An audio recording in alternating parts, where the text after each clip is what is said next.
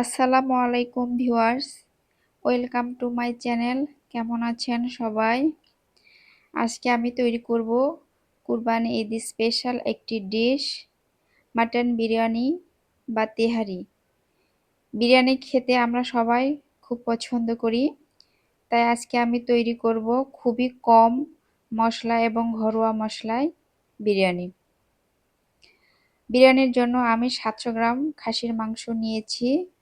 চুলায় একটা হাঁড়ি বসিয়ে দিয়েছি, সরিষার তেল দিয়ে দিচ্ছি পরিমাণ মতো। আজকে আমি বিরিয়ানি সরিষার তেলে রান্না করব। পেঁয়াজ কুচি দিয়ে দিচ্ছি পরিমাণ মতো। পেঁয়াজগুলোকে আমি হালকা করে ভেজে নেব, নরম হওয়া পর্যন্ত। কড়া করে ভেজে নেওয়া যাবে না। এখন আমি পেঁয়াজের সঙ্গে খাসির মাংসগুলো দিয়ে দিব, সঙ্গে দিয়ে দিব কাঁচা মরিচ বাটা, এবং খাসির মাংস আমি কিছুক্ষণ কষিয়ে নিব।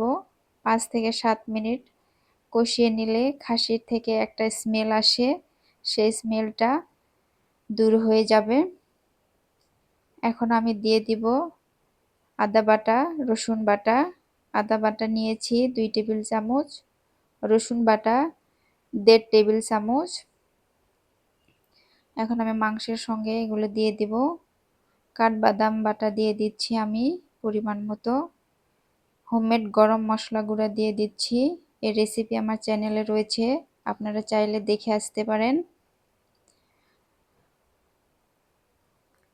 আমি লবণ আগে দিতে ভুলে গিয়েছিলাম, তাই এখন দিয়ে দিলাম। লবণ দেওয়ার পূর্বে আমি টক দই দিয়েছিলাম, সেটা স্কিপ হয়ে গিয়েছে।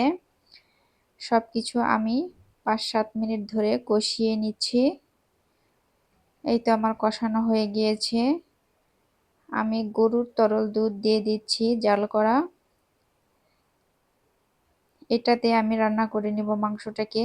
আমি আর এক্সট্রা কোনো পানি দেব না, আমার মাংসটা এতেই রান্না হয়ে যাবে। আমি মাংসটাকে ঢাকা দিয়ে দিচ্ছি 15 থেকে 20 মিনিটের জন্য। চুলার আঁচটা আমি মিডিয়াম রেখেছি। বিরিয়ানির জন্য আমি পোলাওয়ের চাল নিয়েছি। পোলাওয়ের চালগুলো আমি 10 মিনিট পানি দিয়ে ভিজিয়ে রাখবো, কারণ বিরিয়ানির রাইসগুলো বড় হলে একটু দেখতে ভালো লাগে, আর রাইস বড় হয়। চাল এরকম ভাবে 10 মিনিট ভিজিয়ে রাখলে। আমি এই তো পানি দিয়ে দিলাম চালে, এটা 10 মিনিট ভিজে থাকুক। এইদিকে আমার মাংসটা রান্না হয়ে গিয়েছে, এই যে দেখতে পাচ্ছেন ঝোল টেনে গিয়েছে, তেল উপরে উঠে গিয়েছে। এখন আমি পোলাওয়ের চাল এর সঙ্গে মিলিয়ে দিব। চালগুলো আমি ভালো করে ধুয়ে নিয়েছি, ঝাঁঝরিতে রেখে দিয়েছি পানি ঝরানোর জন্য। চালগুলো আমি এখন মাংসের সঙ্গে মিশিয়ে দিব। লবণ দিয়ে দিচ্ছি স্বাদ মতো। আমি মাংস এবং চাল এই তো মিশিয়ে দিচ্ছি। আমার মেশানো হয়ে গিয়েছে। কয়েকটা গোটা কাঁচা মরিচ দিয়ে দিচ্ছি, আর দিয়ে দিচ্ছি আমি ফুটন্ত গরম পানি।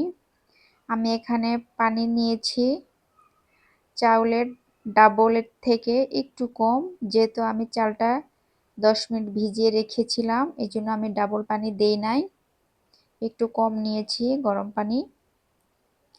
এই তো আমার সবকিছু মেলানো হয়ে গিয়েছে।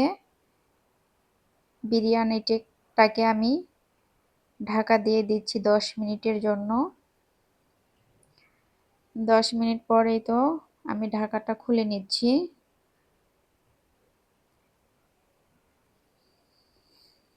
আমি আবার একটু নাড়া দিয়ে নিচ্ছি, যাতে উপরের চালগুলো নিচে চলে যায় এবং নিচের চালগুলো উপরে উঠে আসে। এটা এখনো ভালোভাবে সিদ্ধ হয় নাই, চালগুলো সিদ্ধ হতে আরেকটু সময় লাগবে। আমি নাড়া দিয়ে নিচ্ছি ভালো করে। আরো 5 থেকে 7 মিনিটের জন্য আমি বিরিয়ানিটাকে দমে বসিয়ে রাখবো। আমি চুলার হিট একদম লো করে রেখে দিয়েছি। ঢাকা দিয়ে আরো 5-7 মিনিট আমি রেখে দেব। 5-7 মিনিট পরে তো আমি ঢাকাটা খুলে নিলাম। আমার বিরিয়ানিটা অলমোস্ট কুক হয়ে গিয়েছে। এই যে বিরিয়ানির সব চাল সিদ্ধ হয়ে গিয়েছে। আমি এটা এখন চুলা থেকে নামিয়ে সার্ভ করে নেব। আমার রেসিপি ভালো লাগলে সবাই লাইক, কমেন্ট, সাবস্ক্রাইব করবেন।